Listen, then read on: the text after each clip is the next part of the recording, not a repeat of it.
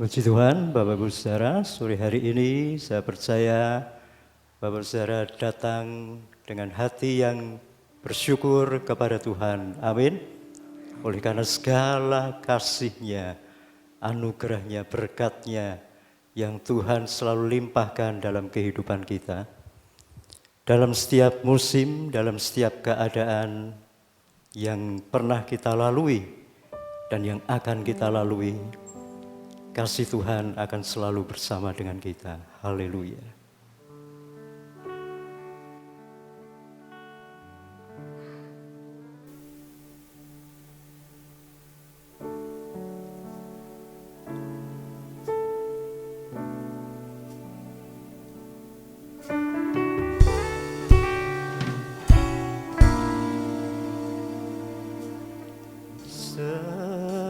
Musim berlalu, namun kau selalu peliharaku.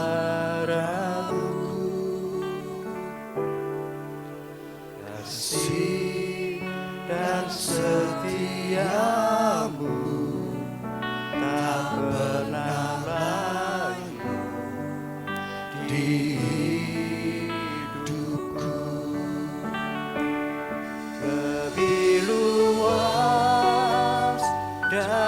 samudra. Kebaikan-Mu Bapa takkan habis di hidupku. Lebih tinggi dari cakrawala, tak terbatas kasih-Mu.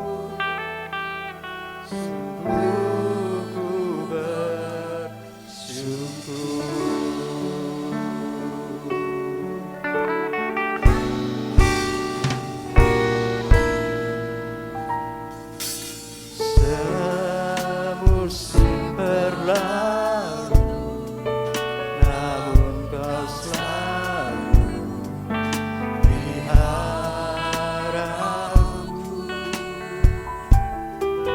Kasih dan setiamu tak pernah layu di hidupku. Lebih luas dari samudra, kebaikan-Mu Bapa takkan habis di hidupku. Lebih tinggi dari cakrawala, tak terbatas kasih-Mu. Lebih luas dari samudra, kebaikan-Mu Bapa takkan habis.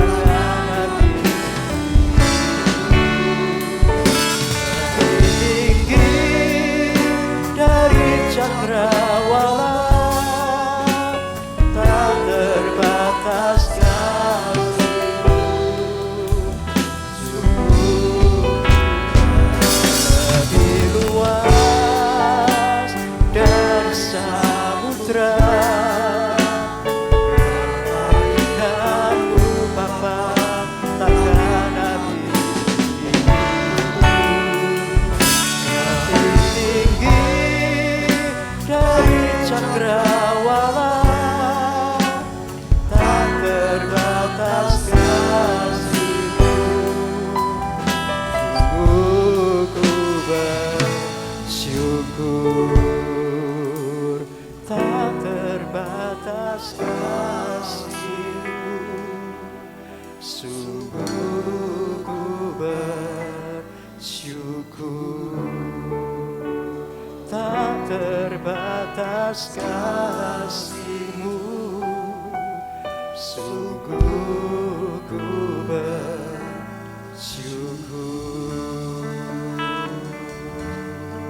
Oh, kami bersyukur.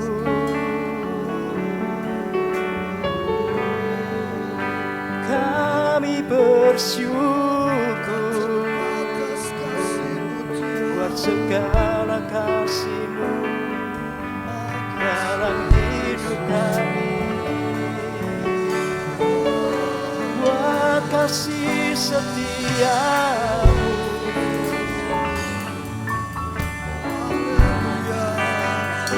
di setiap musim hidup kami, dalam setiap keadaan kami. Kasih-Mu selalu ada. Kau limpahkan dalam hidup kami.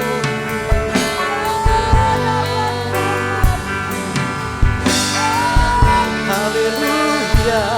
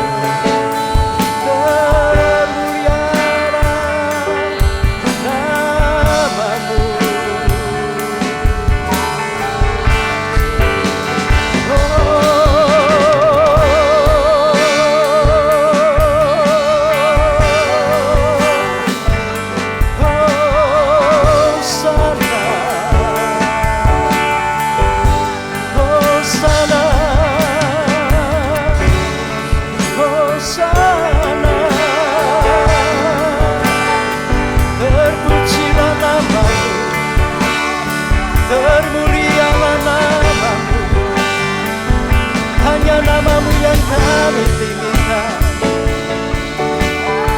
hanya nama-Mu yang kami agungkan, hanya nama Yesus kami sembah, kami puja, kami masyurkan, kami muliakan selama-lamanya.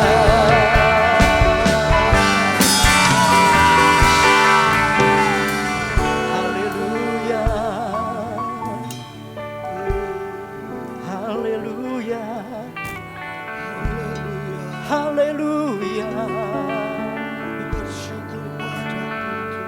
haleluya.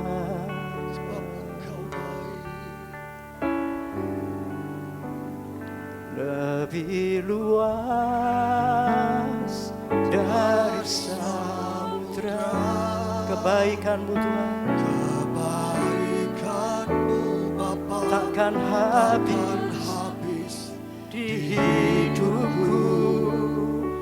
Lebih tinggi dari cakrawala,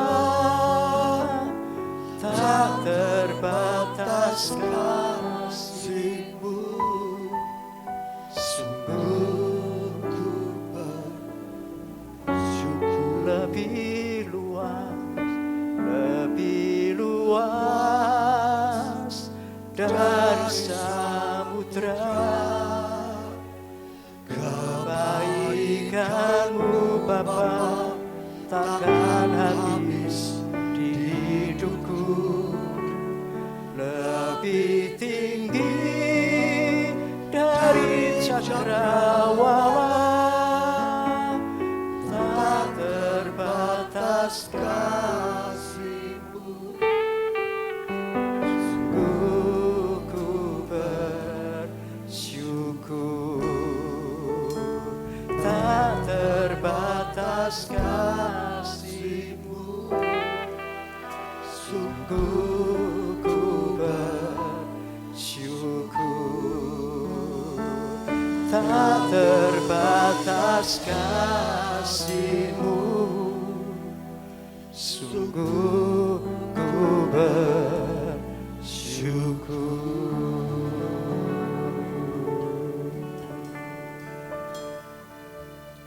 Kau ku sembah,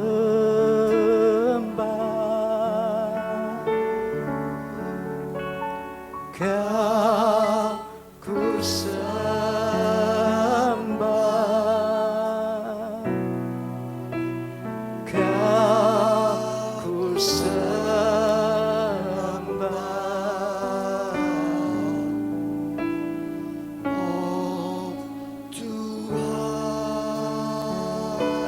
kami sembah.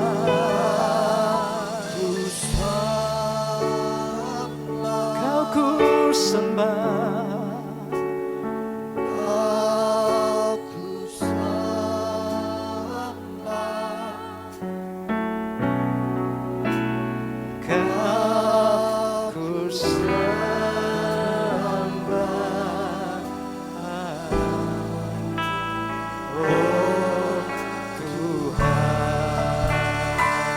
Kau ku sembah.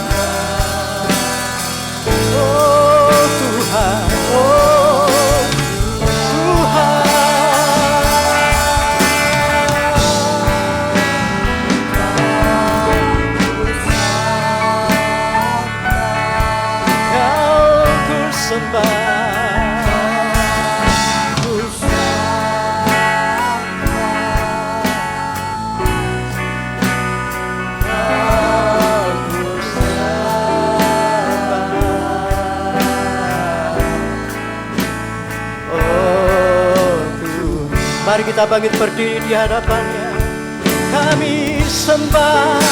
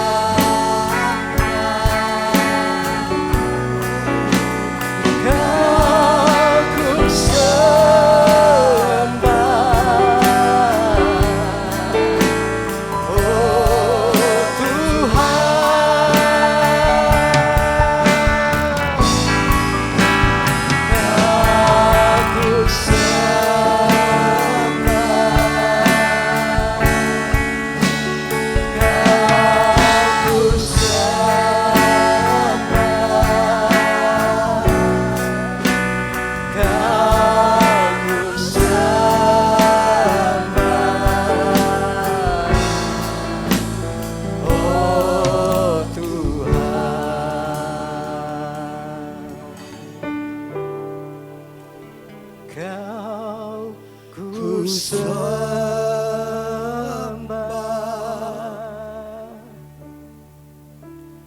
Kau ku sembah,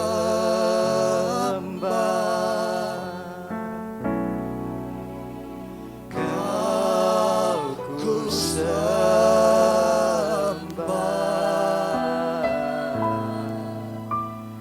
Oh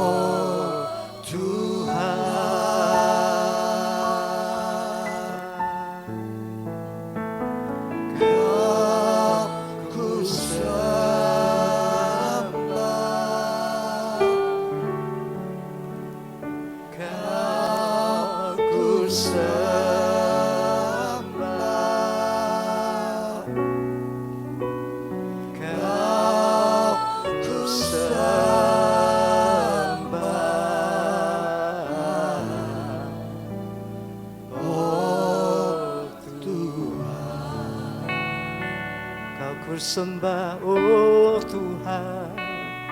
Kau ku sembah,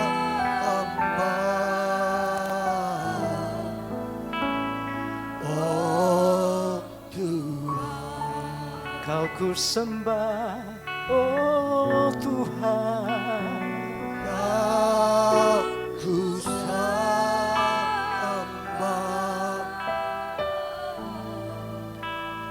oh Tuhan.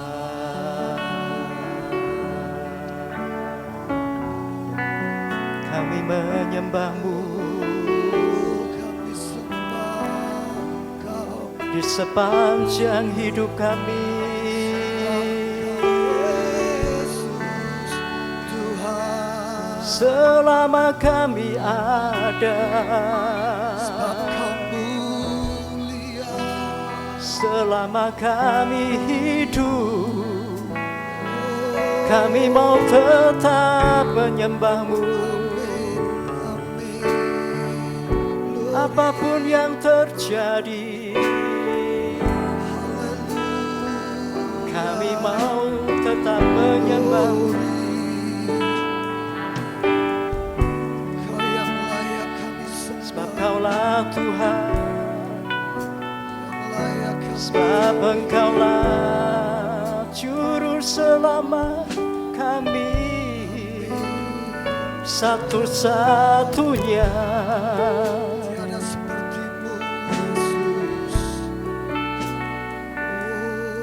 Tiada yang lain, hanya Kau Tuhan Yesus. Hanya Kau Tuhan yang kami agungkan. Hanya Kau Tuhan Yesus, Engkau yang kami sembah.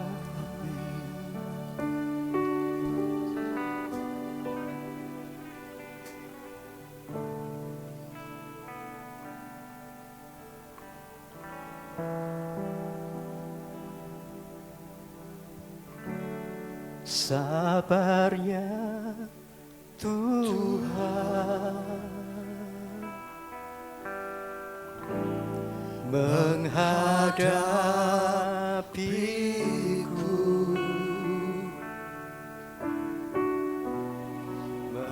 memimpin di jalan-jalannya hingga aku dewasa.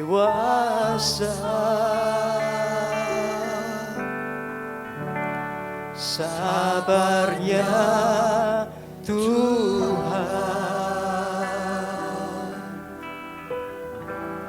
beriku ajaran,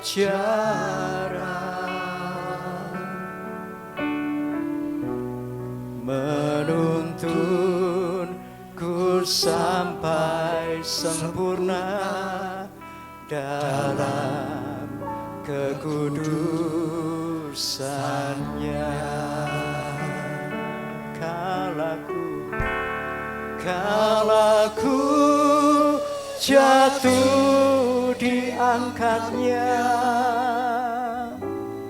dosa-dosaku diampuni,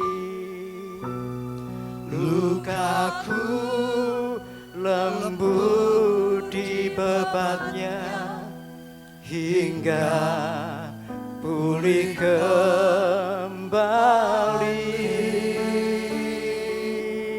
Oh, Tuhan ingin aku seperti Dia, hidup kudus tiada bercela, menyenangkan hati Bapakku, menjadi alat bagi.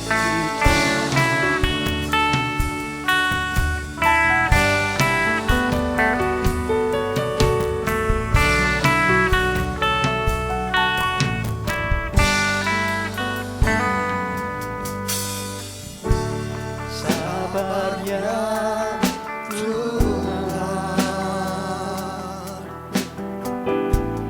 menghadapiku,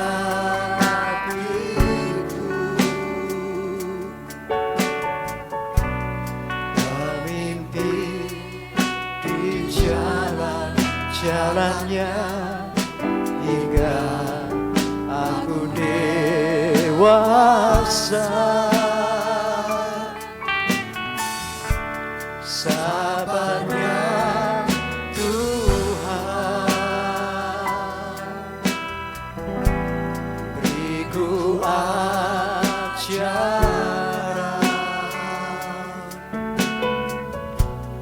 menuntunku sampai sempurna dalam kekudusannya.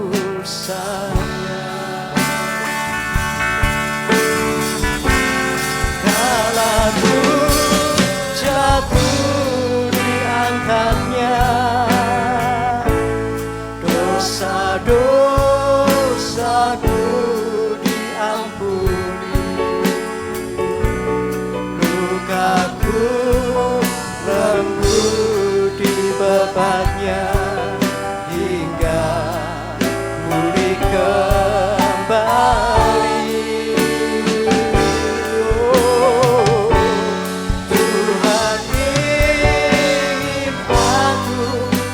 seperti Dia. Hidup kudus tiada bercela, menyenangkan hati Bapakku, menjadi alat baginya. Allahku diangkatnya,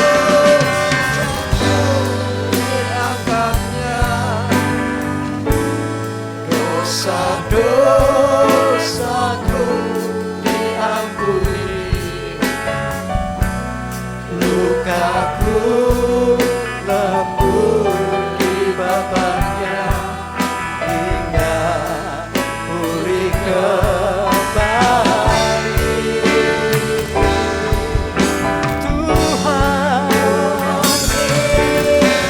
Tuhan, aku seperti Dia. Hidupku kudus tiada bercela, menyenangkan hati Bapakku, menjadi alat baginya. Sekali lagi katakan bersama-sama. Kala ku jatuh diangkatnya, dosa-dosaku diampuni, lukaku lembut di Bapaknya. Kami serahkan kepada Bapak kembali, pulih kembali.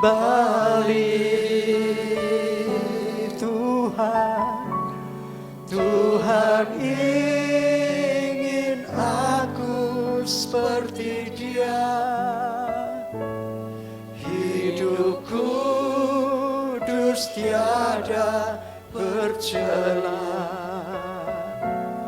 menyenangkan hati Bapakku, menjadi alat bagi Dia. Pujian ini sebagai rasa syukur kami Tuhan atas cinta kasih-Mu yang tidak pernah berubah. Kesabaran-Mu sungguh luar biasa Tuhan. Itulah sebabnya sudah selayaknya kami memuji, meninggikan dan mengagungkan nama-Mu. Karena Engkau layak menerima semuanya itu. Dan kini waktunya kami mau duduk diam tentunya untuk mendengar sebagian kebenaran firman-Mu. Berfirmanlah Tuhan, dan tolong setiap kami yang merespon, yang dahaga, bagikan rusa yang rindu akan air, akan kebenaran firman-Mu.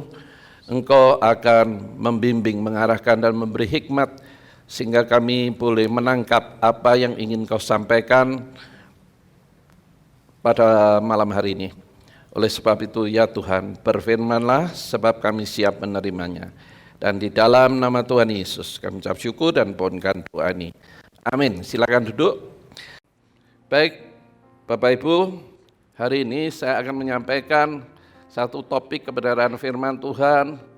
Ya, kalau gambarnya, backgroundnya, latar belakangnya itu adalah orang sedang dari background gelap mau masuk kepada terang. Ya, kuncinya apa? Itu gambarnya, ini berbicara seperti ini. Nah, ini berbicara tentang ya ini dia, masuk hadiratnya. Nah, saya akan menjelaskan secara umum ya, masuk hadiratnya itu di masa perjanjian lama dulu, baru bagaimana dalam perjanjian baru. Di masa perjanjian lama itu seseorang, umat pilihan Allah khususnya ya, kalau bukan umat pilihan Allah ya cari Tuhan tidak ketemu, karena ada penghalangnya. Tetapi sebagai umat pilihan Allah, khususnya bangsa Israel pada waktu itu kan dipilih lewat Abraham dan anak keturunannya. Bagaimana umat pada waktu itu bisa ketemu Tuhan kalau Tuhan tidak memberi kesempatan? Ya, jadi Tuhan membangun relasi, hubungan dengan umatnya itu ya menurut kehendak Tuhan. Tidak bisa menurut keinginan umatnya, tidak bisa. Jadi betapa sangat luar biasanya hidup umat pilihan Allah di masa sekarang. Lalu bagaimana? Maka melalui Musa diatur hukum-hukumnya lewat Taurat dan seterusnya, bagaimana membawa korban, persembahan, bagaimana bisa berkenan kepada Allah.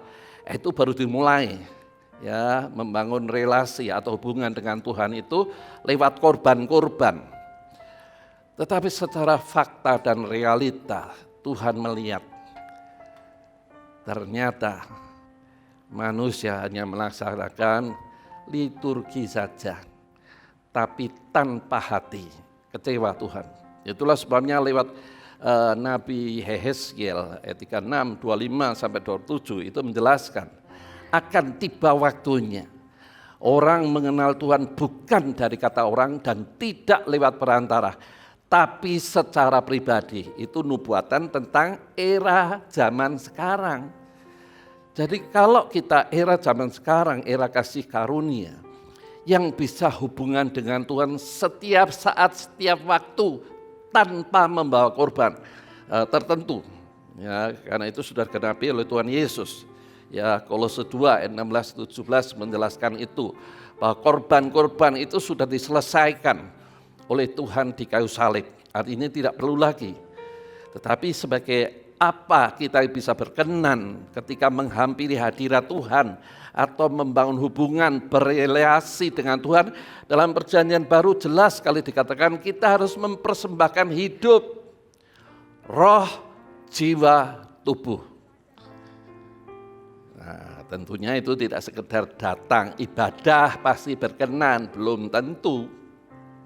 Bagaimana dengan rohnya? Bagaimana jiwanya, hatinya? Ya, jadi kita melihat bagaimana kita bisa masuk hadiratnya atau membangun hubungan relasi dengan Tuhan, maka kita melihat dalam perjanjian lama itu rumit, sulit dan tidak mudah.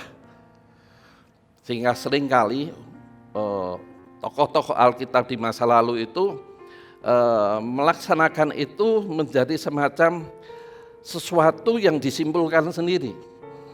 Misalnya Abraham, kalau membawa korban itu selalu di bawah pohon terbantin, ya. Jadi merasa di situ Tuhan hadir gitu. Itu karena tidak ada standar yang jelas. Dan kalau Tuhan tidak datang, ya tidak ada itu.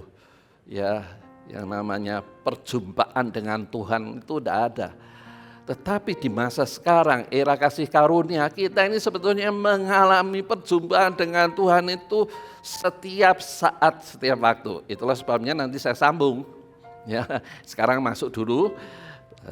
Besok minggu depan adalah bagaimana hadiratnya itu bisa mengalir.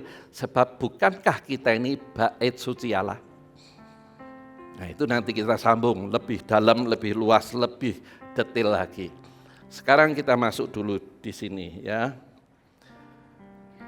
Dalam perjanjian lama kita melihat tadi sudah saya singgung Abraham dan Musa. Musa itu ketemu Tuhan ketika Tuhan menyatakan dirinya lewat api di semak duri yang tidak terbakar itu. Nah, setelah itu tentunya Tuhan berbicara dengan Musa secara pribadi dalam rohnya. Karena Tuhan itu roh, seringkali ngomongnya lewat roh. Ya, jadi kecuali Yesaya, ya kalau kita melihat Yesaya itu lewat penglihatan, ya di mana ada tahta Allah yang Maha Kudus dan ada malaikat dengan 6 sayap, 2 nutupi kaki, 2 untuk terbang dan 2 sedang memuja Tuhan. Itu penglihatan. Bayangkan itu susahnya itu, ya. Nah, ketika doa pun tidak bisa sembarangan. Doa yang didengar harus lewat perantara. Dan kalau sembarangan nekat ya membawa korban, mati. Anak Harun itu kan mati. Nadab dan Abihu tidak disuruh membawa korban api-apian, nekat aja membawa korban api-apian. Beda dengan sekarang. Sekarang itu datang pada Tuhan itu setiap saat, setiap waktu. Ya, ditulis dalam 1 Petrus 2 ayat 9. Kamulah bangsa yang terpilih, imamat yang rajani, imam yang melayani raja di atas segala raja. Nah, relasi itu terbangun kalau kita mempersembahkan hidup seutuhnya. Ya, jadi kita melihat kan perjanjian lama seperti itu, bagaimana membangun hubungan, apalagi hakim-hakim, waduh, ngeri itu.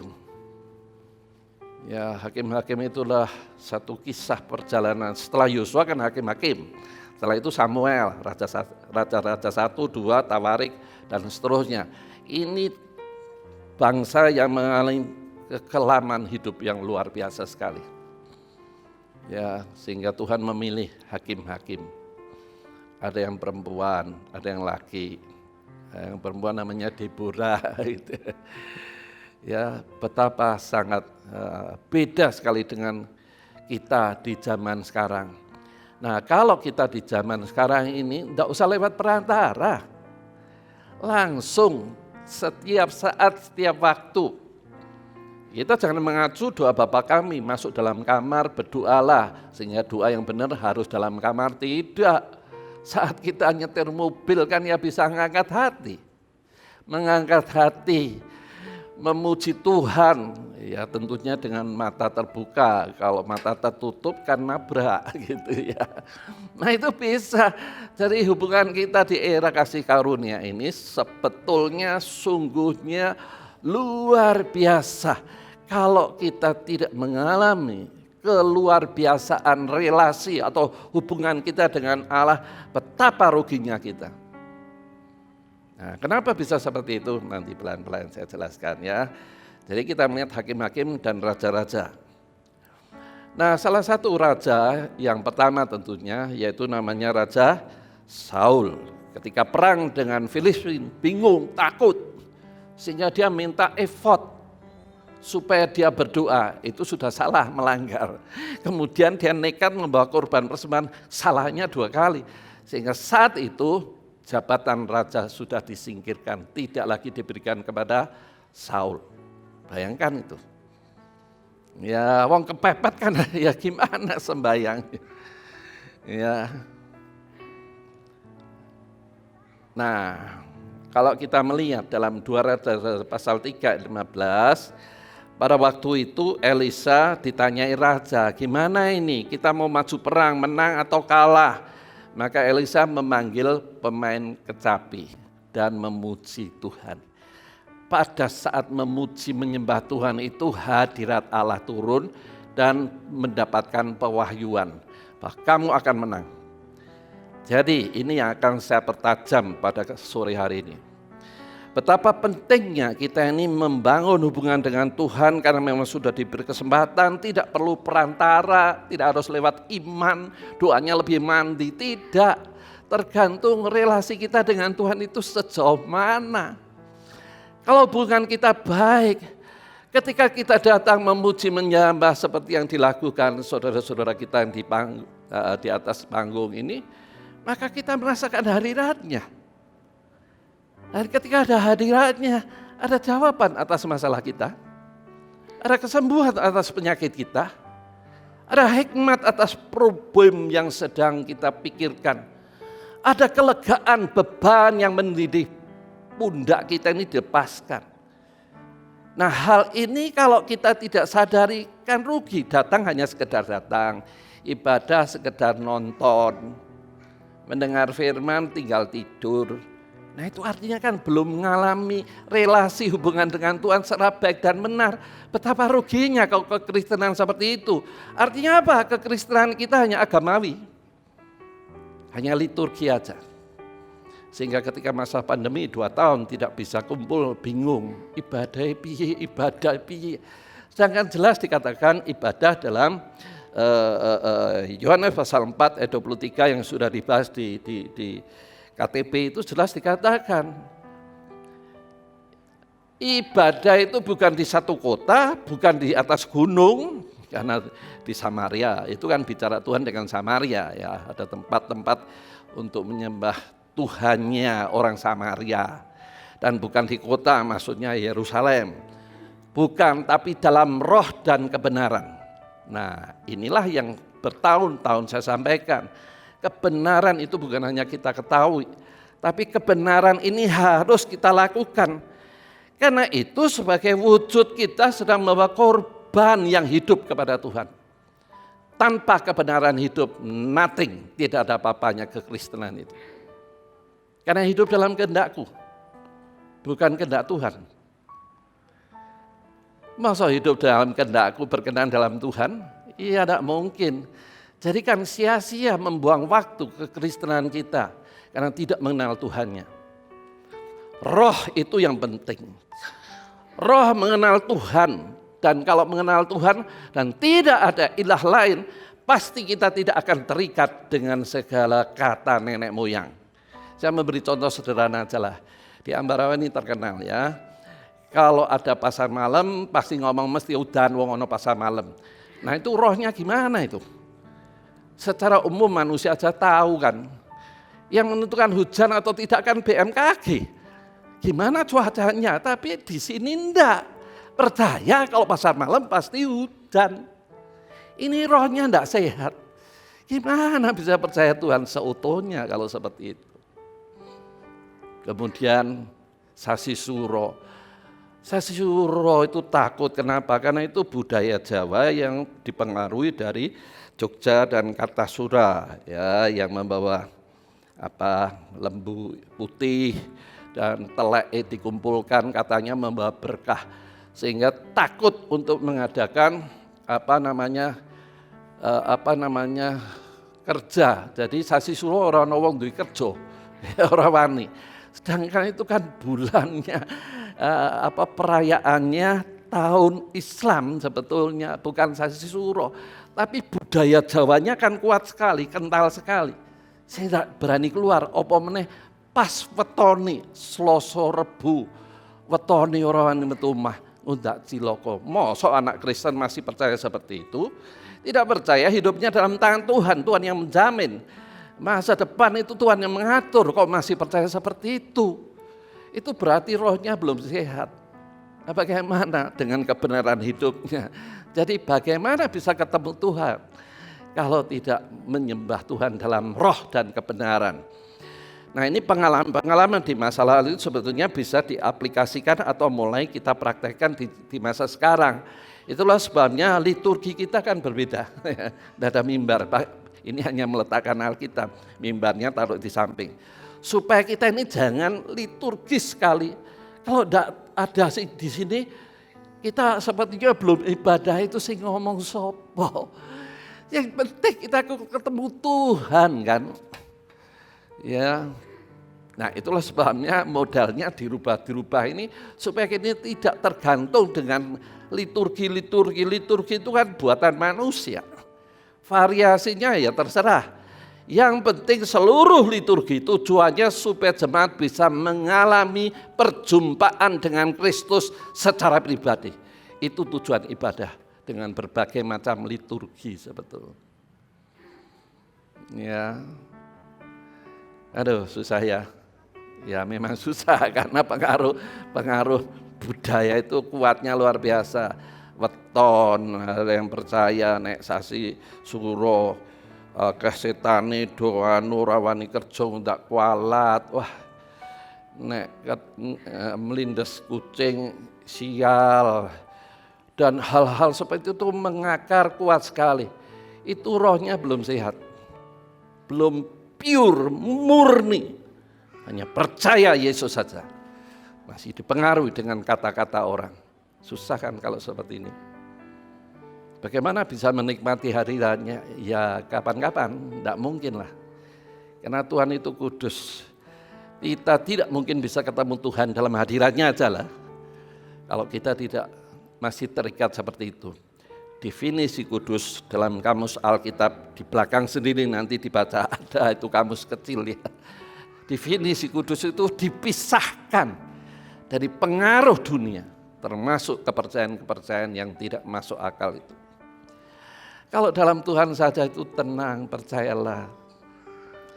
Percayalah dalam Tuhan itu tidak ada sesuatu pun yang akan kena tanpa seizin Tuhan. Dan kita percaya Alkitab kan, selembar rambut pun tidak akan rontok tanpa sepengetahuanku. Jadi kalau rambut rontok karena usia tua misalnya, Yaitu sepengetahuan Tuhan, ya ditampa wong wis tuwa ya lumrah, nek rambuté rontok, selot botak seperti saya, ya lumrah ditampa wae, ora usah nesu gitu ya. Jadi artinya itu percaya sepenuhnya Tuhan. Ya.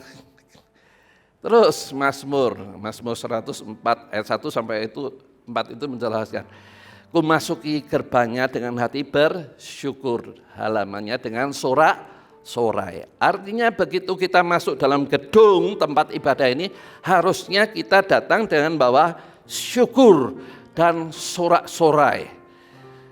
Segala beban masalah kita jangan kita taruh di pikiran. Bukankah Matius menjelaskan itu? Matius 11 ayat 28. Marilah kepadaku hai yang berlelah dan bertanggungan berat, aku akan memberikan kelegaan kepadamu. Ayat 29-nya itu yang penting. Pikulah kuk yang kupasang, karena kuk itu lembut enak. Artinya apa? Setelah kita menyerahkan beban masalah, dari rumah mungkin ada masalah banyak, sehingga datang ibadah karena kebiasaan datang, tapi pikirannya kemana-mana dan wajahnya kelihatan lesu, letih dan suram. Taruh, sadar bahwa kita harus dikendalikan Tuhan. Kuk itu kalau di sini masih ada enggak ya, sapi ada kayu nih, itu kuk itu untuk mengendalikan sapinya itu loh. Artinya kalau kita menyerahkan beban masalah hidup kita, percaya Tuhan mengendalikan hidup kita, pasti menolong tepat pada waktunya. Itulah iman. Ya jangan bawa masalah terus kemana-mana. Nah gimana ini supaya dibangun bisa kita, misalnya masalah ekonomi, ya tergantung hubungan kita dengan Tuhan, kita bangun dengan baik dan benar enggak? Kalau hubungan kita dibangun dengan Tuhan secara baik dan benar, Tuhan pasti memberikan hikmat dan wahyu pada waktunya. Solusi maksud saya. Ya di tengah dunia, puji Tuhan kita hidup di Indonesia. Ya, tetapi siap-siap ya, Pertalite dan solar akan naik. Karena ya coba toh bayangkan, subsidinya itu 500,2 triliun. Itu kan bisa bangun desa, bangun jalan. Ini hanya untuk subsidi. Nah subsidi kenapa dibangun sampai bikin ya Pertamina itu dengan Pertamina. Kenapa? Mobil-mobil mewah pada ngisinya Pertalite. Nggak mau Pertamax. Jadi yang menghabiskan itu bukan orang yang butuh, yang sesuai dengan kapasitas atau tingkat ekonominya. Orang kaya pun mobilnya mewah kasih Pertalite semua. Sehingga konsumsinya akan meningkat. Ya katanya minggu ini mau diumumkan oleh presiden karena tidak kuat kita ini. Ya, tetapi kita percaya harga berapapun kalau Tuhan memberkati kita mampu beli. Nah itu yang penting kan. Jadi tidak usah galau pikiran itu. Aduh iya kemangan pas-pasan. Bensinnya mundak jo piye. Itu masih menggunakan logika sendiri. Percaya, berserah dan rela hidup kita dikendalikan Tuhan. Tuhan pasti menuntun kepada jalannya yang rata. Ya. Nah sekarang kita masuk lebih jauh. Syarat masuk hadirannya, ini yang terpenting. Mazmur 24 ayat 3 dan 4 sudah saya cantumkan di sini seluruh tagnya, jadi tidak usah dibuka untuk menghemat waktu. Mazmur 24 ayat 3 dan 4 mengatakan, siapakah yang boleh naik ke atas gunung Tuhan?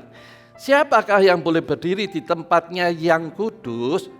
Orang yang bersih tangannya dan murni hatinya, yang tidak menyerahkan dirinya kepada penipuan dan yang tidak bersumpah palsu. Jadi ini ya, siapa yang layak bisa membangun relasi hubungan dengan Tuhan secara baik dan intim, disimpulkan dari ayat pasal 24 Mazmur 24 ayat 3 dan 4 itu, bersih tangannya, jujur, ya. Kemudian murni hatinya, tulus, ya tidak punya tendensi atau motivasi tertentu dan tidak menipu. Iki asli ora? Asli. Orang ngerti KW gitu. Itu kan enggak tulus. Ya ngomong aja lah. Ini memang KW, tapi KW 1 bukan KW 3. Nah itu jujur itu namanya. Orang seperti itu malah jadi lengganan. Kalau asli, bahasa dipasang sama bengkel wah pengalaman kan. Tiap hari pegang ya onderdil palsu dan asli. Iki palsu. Toko ini ora payulan. Nah, salah dewe kan. Artinya tidak mau jujur gitu loh. Jujur aja. Ya, soalnya ada peribahasa, nek jujur ajur, sopo ngomong, anak Tuhan kan harus jujur. Ya, itu namanya punya integritas. Jangan sampai sumpah tenan ki asli, waduh celaka kita. Dah boleh itu sumpah palsu itu namanya. Ya, jadi punya integritas. Percaya. Ya mungkin ya karena memang susah ya, di pasar itu nek orang ngenyang rasanya kemeng gitu ya. Ngenyang 10 kilo gitu pokoknya rasanya lego nek wis ngenyang, nek urung ngenyang kayaknya urung pas gitu. Sehingga mesti beli itu seberapa jam, setengah jam paling lama menjadi 1 jam, 2 jam karena ngenyangi sing suwi. Nah tapi di pasar sekarang kan pinter-pinter. Jadi kalau bakul-bakul gitu langsung, sini sayangku mau beli apa? Wah dundang sayang langsung orang ngenyang. Bakul-bakul pasar ya pinter ngundangi sayangku. Ora urusan tuwonom dundang sayangku. Iki bakul pinter tenan kuwi. Karena banyak ibu-ibu seneng kan diumpama. Ayu tenan. Mongko sakjane bengete kan. Ya, itu kan kelihatan sekali toh. Kita ini mudah ditipu, sangat mudah. Kenapa? Karena manusia yang baru belum muncul gitu ya. Jadi kalau kita melihat dalam perjanjian lama ini tidak jauh berbeda dalam perjanjian baru tentunya. Ya. Jadi yang penting itu punya integritas. Ya, itu jadi tema khotbah tahun Natal tahun 2019. Nah, 2 tahun tidak ada Natal, ini rencana tahun ini mau Natal. Nah, habis ini kita rapat ya, menentukan mau KKR, pindah ibadah di gedung, atau ibadah plus rame-rame. Ya, monggo nanti kita bahas bersama apa kelebihan, apa keuntungan. Nah, keuntungannya apa? Ya rame, kita melepaskan kelegaan kita. Nah, kemarin kan sudah lega. Lihat karnaval dari pagi sampai sore. Sampai sampah di pinggir jalan penuh semua. Wah, juga nih kok utangi lali kabeh, melu-melu joget, utangi lali kabeh. Kan wis seneng. Kenapa harus nunggu Natalan baru seneng-seneng ndak? Ya konsekuensinya ya kita melu urunan tau nek Natalan. Nek mau perayaan ya kudu wani urunane. Ya, nanti kita bahas. Sekarang kita melihat pengalaman di masa PL. 2 Tawarik 4 ayat 11 sampai 14 itu berbicara ketika Salomo meresmikan bait sucinya. Maka para imam itu menyucikan dirinya, menguduskan dirinya dan membawa korban persembahan. Pada waktu membawa korban persembahan, api membakar korban persembahan. Nah, peristiwa ini persis dengan pada waktu Elia menghadapi 850 orang Nabi Baal dan Asitorat. Itu api membakar korban Elia pada waktu itu. Nah, di sini juga iya. Jadi kata kuncinya di sini adalah membawa korban. Baru Tuhan menerima korbannya. Membawa korban tentunya dengan menguduskan dirinya. Jadi kalau kita melihat pengalaman di masa PL itu, perjanjian lama, masuk hadiratnya adalah menguduskan dirinya. Yang kedua bawa korban. Nah, sekarang kita masuk dalam PB. Oh belum ding.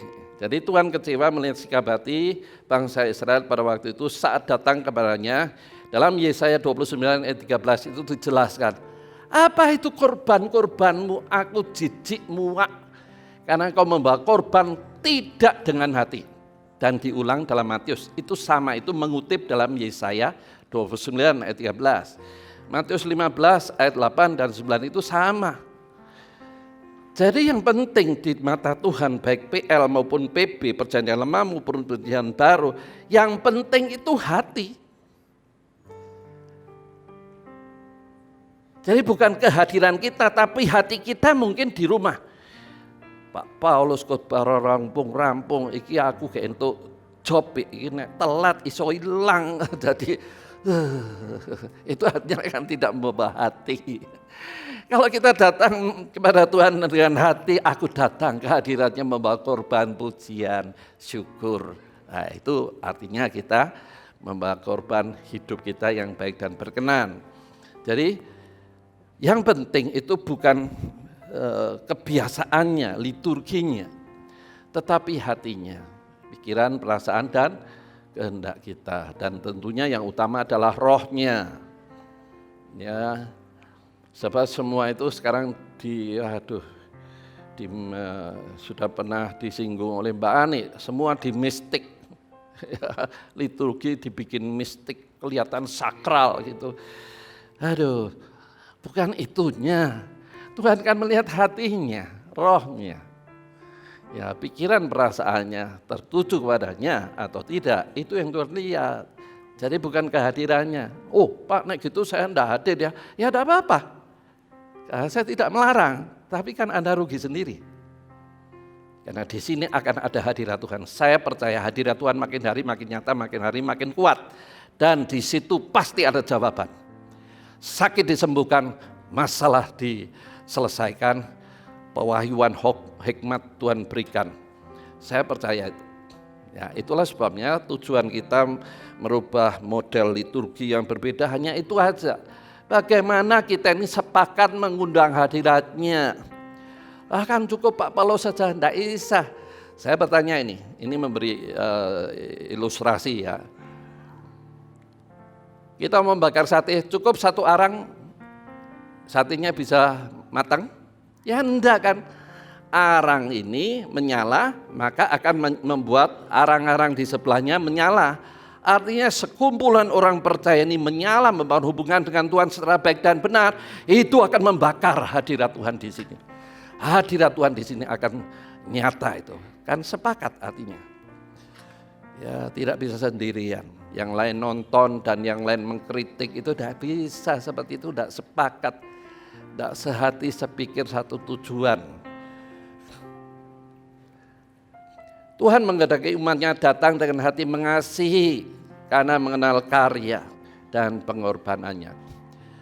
Jadi apa alasan kita datang pada Tuhan dengan sungguh-sungguh? Karena kita menghargai pengorbanan Kristus. Saya mau tekankan berulang-ulang di sini ya. Tidak ada keselamatan selain dalam Tuhan Yesus. Jangan kita dipengaruhi kata dunia. Ada banyak jalan menuju Roma. Iya tuh maksudnya usaha ini gagal, ya ganti usaha lain. Jangan pernah menyerah, itu maksudnya. Tetapi keselamatan hanya satu jalan. Satu-satunya jalan. Di bawah kolong langit ini hanya nama Yesus yang menyelamatkan. Kalau kita menyadari itu, betapa kita bersyukur, berterima kasih. Sebagai rasa syukur, terima kasih. Kita pasti akan sujud menyembah, memuja Tuhan dengan rasa syukur. Terima kasih Tuhan, siapa aku ini? Engkau menyelamatkan aku, dan bukan hanya menyelamatkan aku, Engkau pun merencarkan, memulihkan hidupku. Engkau melupakan yang sudah dan tidak mengingat lagi. Engkau menuntun aku kepada masa depan yang penuh pengharapan. Kan mesti bisa mengucap syukur kalau menyadari itu. Jadi pengenalan Tuhan atas segala korbannya itu kan penting. Kalau tidak ngerti ya tidak akan bisa mengucap syukur. Ya itu yang disebut hanya Kristen agamawi saja. Sing penting aku teko. Tuhan melihat hati. Ya. Jadi ketika kita masuk dalam hadiratnya adalah dengan kasih hormat kepada Tuhan dan Raja kita. Nah, di masa PP ini jelas ini sudah disinggung Om Tim dalam minggu pertama yang lalu. Jadi korban hidup itu dengan membawa dirinya roh, jiwa, dan tubuh. Tadi sudah saya singgung, roh kita tidak ada ikatan kepercayaan lain apapun. Ya, saya biasa ngusir setan. Nah, tidur apakah terus saya pasang salib di kepala saya? Ya enggak kan, tidur dalam nama Tuhan Yesus, ngorok, sisuk tangi kasih, gitu aja kan. Karena percaya ada malaikat menjaga. Orang rasa bengak-bengok, malaikat itu menjaga di sepanjang jalan kita. Mazmur 91 ayat 11. Yang lebih keren lagi Mazmur 34 ayat 8. Malaikat Tuhan berkemah di sekeliling orang benar. Jadi yang penting kan benar sih. Sehingga ada malaikat yang menjaga. Jadi tidak takut setan. Walah, setan yang harusnya takut kita. Nanti ya minggu berikutnya akan saya jelaskan seperti apa itu. Hadirannya itu keluar. Ini kan kita masuk kan. Nanti keluar itu seperti apa? Luar biasa sekali sebetulnya kekristenan itu. Nah ini contohnya, Kisah Rasul pasal 4 ayat 23-31. Jadi ketika kita membawa korban pujian penyembahan dan doa yang sungguh-sungguh, maka hadirannya turun. Ketika ada hadirannya turun, mujizat terjadi. Jadi nunggu gereja ngalami mujizat, orang mungkin orang mesti cerita lah, percayalah. Tuhan Yesus ngomong, jangan cerita ya, malah selalu cerita. Kalau kita ngalami mujizat, masa tak cerita? Ketika cerita, pasti mereka akan datang berduyun-duyun.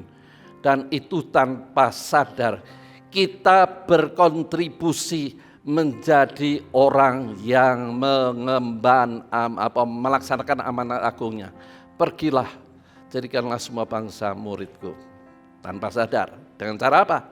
Ibadah yang sungguh-sungguh, memuji menyembah Tuhan dengan sungguh-sungguh sehingga hadirannya turun, dan hadirannya turun terjadi pelepasan, mujizat, penglihatan. Nah, saya tidak mengharapkan itu. Lupa pendeta kok malah ora senang. Soal nek meniar aku ketok iki kabeh do tiru-tiru ketok kabeh. Aku ketok iki aku ketok dadi do tiru-tiru ketok-ketok kabeh. Aduh nek ketok-ketok ngono kan dadi rame gereja ketok-ketoken njukan. Yang penting hadirat Allah itu membawa pemulihan, mujizat dan kesembuhan. Itu yang saya inginkan aja. Karena tahu dan Tuhan tahu. Ya. Nah, banyak orang dengan cara-cara yang aneh. Mari kita bahasa lidah bersama. Bahasa lidah itu hanya tanda dan karunia. Tidak semua orang harus bahasa lidah. Ya, ada pendeta di YouTube itu ngomong, wah gereja yang mengandalkan Roh Kudus itu kalau pujian itu minta-minta. Kalau mendengar firman tinggal tidur, akan ngenyek banget toh. Kita kan enggak pernah minta-minta kan, kita sedang memuja, mengagungkan, memuliakan nama Tuhan. Itu kan mungkin mendengar lagunya itu, Yabes itu. Mungkin lagu Yabes itu membuat dia tersinggung gitu loh. Gereja yang jaluk-jaluk tok. Apakah gereja boleh minta? Ya boleh, tapi tidak di gereja kan, di rumah masing-masing kan. Ya boleh saja, masa tidak boleh wong minta kepada bapaknya. Kalau tidak minta kepada bapaknya, minta kepada siapa lagi? Boleh saja, ya. Jadi inilah yang ingin kita rindukan terjadi di gereja kita. Dan kita harapkan kita sepakat, sungguh-sungguh datang memuji, menyembah Tuhan. Nah, menyembah Tuhan tidak harus bahasa roh, tapi bermazmur. Mazmur, kitab Mazmur ini ketika dinyanyikan itu ada musik mengiringinya, jadi ada intronya, intonasinya. Jadi kalau kita sedang bermazmur gitu kan mengiringi musik. Jangan kita ngerok musiknya slow. Jangan musiknya slow kita ngerok sendiri. Apa boleh Pak? Ya boleh aja, tapi mengganggu yang lain gitu ya. Jadi itu maksudnya ya, bermazmur itu menceritakan kebaikan Tuhan, keagungan Tuhan. Tuhan Engkau gunung batuku, Tuhan Engkau kota bentengku. Aku percaya Tuhan Engkau tidak pernah meninggalkan aku, tapi diiringi musik kan jadi ono intone. Itu namanya bermazmur. Jadi boleh seperti itu, karena Alkitab yang mengajarkan. Ya, tidak, mari kita bahasa lidah bersama. Sopo kuwi sing ngajari seperti itu? Ngawur ae. Nah, sekarang gitu ya. Contoh ini hampir selesai. Tenang, balik kasih. Ya, wanita yang menjadikan Yesus sebagai Tuhan Raja datang mengurapi. Ya, ini backgroundnya macam-macam. Ada yang menemui wanita, ada yang ngomong Marta. Ya, monggo lah. Karena ditulis dalam Matius, tulis juga dalam Markus, tulis juga dalam Yohanes. Ya, kalau Yohanes itu kaitannya memang Marta. Ya, jadi itu memberi korban persembahan. Kita tidak sebutkan wanita. Yang penting namanya lah wanita membawa korban persembahan pada Tuhan dan nilainya itu tinggi. Pada masa itu. Ya, sing menilai siapa? Bendara yang mengkhianat kan. 300 dinar. Dan kita tahu pada masa itu di Israel itu upah sehari itu 1 dinar. Artinya itu kan upah setahun dipecahkan buli-bulinya dan mengurapi kaki Tuhan dan menggunakan rambutnya untuk membersihkan debu. Simon menyindir Tuhan. Sejak awal logikanya ibadahnya orang Israel itu setiap kali masuk rumah sebagai tamu itu cuci kaki dulu. Kamu tidak, lihat wanita ini. Dia mencuci kakiku dengan air mata dan minyak narwastu yang harum baunya. Sejak itu tidak pernah tidak pasti diceritakan, termasuk saya. Ya. Jadi ini adalah korban yang berbau harum. Sebagai apa? Sebagai rasa syukur. Nah, rasa syukurnya karena backgroundnya. Ya, backgroundnya mungkin dia berzina, kemudian para imam, orang Parisi, Saduki, ahli Taurat, guru, ya, mancing Tuhan kan, Tuhan tinggal nulis saja. Dia kedapatan berzina, menurut hukum Taurat, dia harus dirajam, dibalangi watu gitu rajam itu. Tuhan menulis sampai akhirnya mengatakan, barang siapa yang tidak pernah berbuat dosa, silahkan lempar duluan. Rumongso kan, kabeh wong salah. Dan akhirnya semua hilang, batunya diletakkan semua. Dan Tuhan ngomong sama wanita itu, aku pun tidak akan menghukum kau, tapi jangan berbuat lagi. Itulah yang dikutbahkan Pak Dov itu ya. Panjangnya kasih Tuhan itu sungguh tidak terbatas. Kalau kita memiliki Tuhan yang juga bisa kita panggil sebagai Bapak seperti itu, mosok kita tidak rela membawa korban pujian syukur kita dengan segenap roh dan hati kita. Mari kita lakukan itu. Lihatlah, ketika kita melakukan itu, sesuatu pasti terjadi dalam hidup kita. Wanita itu mengalami kasih kuasa dan kebaikannya. Ya, manusia selalu ingat dosa. Tuhan tidak. Baca nanti di rumah ya, Mazmur 103 ayat 12 dan sampai 14. Sejauh timur sampai barat Tuhan tidak pernah mengingat dosa salah kita. Yesaya dipertegas Yesaya 1 ayat 18 mengatakan, walaupun dosamu semerah kirmisi, Tuhan sudah menyucikan menjadi putih seperti salju. Artinya Tuhan tidak mengingat dosa salah kita lagi. Betapa agungnya kasih Tuhan kepada kita. Sudah selayaknya kita memuja Dia, menyembah Dia dengan segenap hati dan akal budi kita. Karena pengenalan kepada Yesus, maka berani melawan arus dunia. Beda mereka yang belum mengenal Tuhan. Ya, jaga imit, sembahyang rasa sesuatu. Nek liyane do orang mangan ora sembahyang dhewe melu mangan ora sembahyang. Itu namanya kan ndak mengenal Tuhan itu seperti apa. Ndak peduli nek perlu doane sing keras-keras ndak apa-apa. Saya lakukan ndak.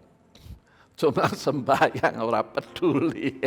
Wong sedang mengucap syukur Bapak Surgawi yang memberi saya makanan pada hari ini. dan mohon berkat, dikuduskan, disudutkan, dibubuhkan berkat, sehingga bisa bermanfaat bagi tubuh kita. Ngapain malu seperti itu? Nah, dalam hal sikap dan tindakan, kita harus menunjukkan integritas sebagai anak Tuhan. Berani melawan arus, tidak percaya lagi nokodino, tidak percaya lagi apa jenenge? Pasar malam mesti udan. Ojo omben-amben mesti nyebut sampai saya itu keri itu lho piye to wong Kristen seprono sprene kok ije percaya karo wong-wong sing ngomong. Nek meni pasar malam mesti udan sing ngomong sapa? Ya wetone aja metu ndak diloko. Sapa ngomong kita berjalan keluar itu ada malaikat yang mengiringi. Lihat itu Jan Etes itu anak putune presiden aja pengawalnya 3 itu. Masuk kita anak Allah tidak ada pengawalnya. Nah, berarti kan tidak mengenal Tuhan kan. Nah, kalau mengenal pede aja. Jalan jam 12 malam di tengah kuburan ya berani. Cuma wedine nek ngida ular maksud saya.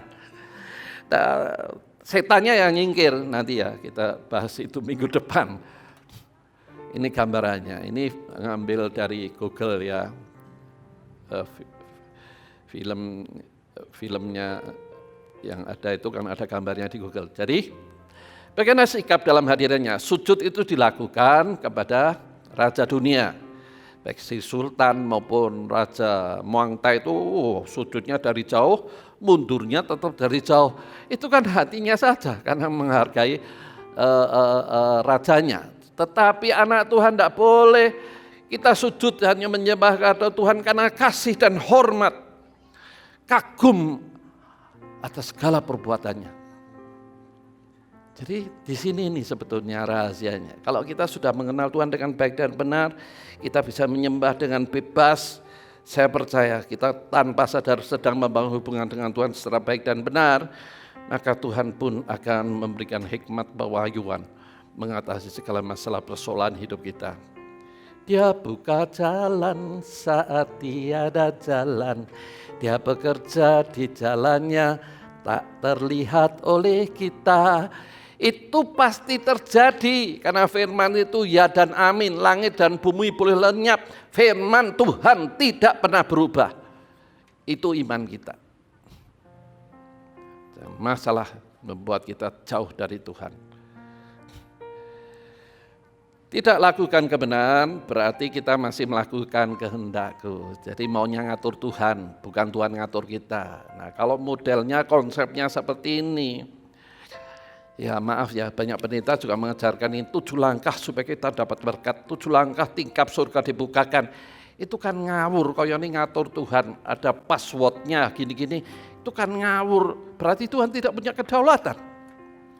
Tuhan kan berdaulat, Tuhan tahu bagian hidup kita mana yang belum beres. Nah itu yang dibereskan dulu. Supaya apa? Ketika diberkati kita tidak lupa daratan, tidak kenal orang.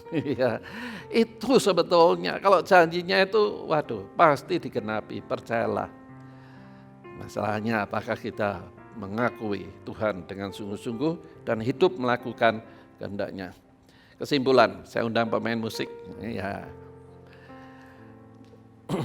Pengalaman dalam hadirannya dimulai menguduskan diri dan bawa korban hidup. Tubuh ini sebagai korban hidup. Sujud dan menyembah dengan kasih. Maka kita akan mengalami pengalaman dengan Kristus secara pribadi. Amin. Mari kita datang pada Tuhan. Saya undang semua yang berdiri. Kita naikkan pujian refrennya aja. Yesus, ku sembah Kau. Refrennya aja kita naikkan pujian ini bersama. Yesus, ku sembah Kau. Di hadapan-Mu keinginan dalam hidupku hanya untuk menyembah-Mu. Angkat hatimu untuk menyembah Dia. Ku sembah Kau, sujud di hadapan-Mu, keinginan dalam hidupku hanya untuk menyembah-Mu. Yesus, kami menyembah-Mu. Yesus, ku sembah Kau. Kami sujud menyembah-Mu Tuhan. Di hadapan-Mu, keinginan dalam hidupku hanya untuk menyembah. Sembah dengan segenap hatimu. Yesus, ku sembah Kau. Saya percaya Roh Kudus akan menyatakan dirinya dalam Di hidup. hadapan Ada damai, ada sukacita, ada pengharapan baru. dalam hidup Ketika kita sujud menyembah hanya untuk Tuhan menyembah. hadir di tengah-tengah kita. Yesus, Ku sembah Kau, sujud di hadapan-Mu, keinginan dalam hidupku hanya untuk menyembah. Katakan lebih sungguh-sungguh. Tuhan melihat hati kita. ku sembah Kau. Tuhan melihat roh sikap kita. Di hadapan Apakah kita memandang Dia sebagai Raja keinginan yang patut disembah? dalam hidupku hanya untuk menyembah. Tanpa musik, jemaat saja yang menaikkan pujian ini. Yesus, ku sembah Kau. Tuhan dengarkan. Sujud Inilah seruan dari dalam hati kami Tuhan. Keinginan dalam hidupku hanya untuk menyembah. Tanpa musik kembali jemaat menaikkan pujian ini. Yesus, ku sembah Kau, ya Tuhan. Sujud Di hadapan-Mu, keinginan dalam hidupku hanya untuk menyembah-Mu. Bersama-sama kembali kita naikkan. Yesus, ku sembah Kau, sujud di hadapan-Mu, keinginan dalam hidupku hanya untuk menyembah-Mu. Keinginan dalam hidupku hanya untuk menyembah-Mu. Keinginan Tuhan, Keinginan dalam hidupku hanya untuk menyembah-Mu.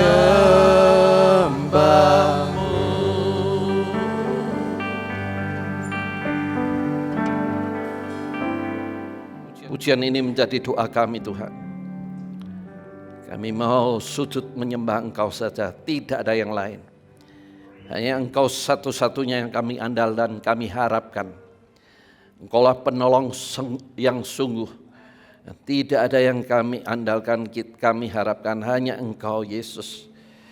Dan kami tahu Engkau tidak pernah mengecewakan orang yang berharap kepadamu, sekali-kali tidak pernah Engkau kecewakan. Bahkan ketika kami memuji, menyembah, mengagungkan nama-Mu, kami percaya sesuatu sedang bekerja di dalam roh kami. Kuasa Allah akan bekerja lebih jauh lagi. Bukan hanya di dalam gedung ini, tetapi dalam perjalanan hidup selanjutnya. Kami bisa merasakan kehadiran-Mu yang sangat nyata dalam hidup kami, yang menuntun, membimbing, mengarahkan, memberikan pengharapan dan semangat untuk tidak menyerah menghadapi apapun juga. Terima kasih Tuhan, kami terima firman-Mu dengan penuh ucapan syukur di dalam nama Tuhan Yesus. Amin. Ya, saya kira tidak ada tambahan. Mari kita akhiri ibadah ini dengan bangkit berdiri dan saya akan berdoa bagi Bapak Ibu semua. Bapak Surgawi, terima kasih Engkau sudah memberkati baik ibadah pagi maupun malam hari ini. Kami percaya di dalam hadirat-Mu ada lawatan Allah. Ada mujizat, ada kelepasan, ada kesembuhan, ada hikmat pewahyuan sehingga beban yang menindih sudah hilang. Karena hadirat-Mu adalah melepaskan dan memberi kelegaan.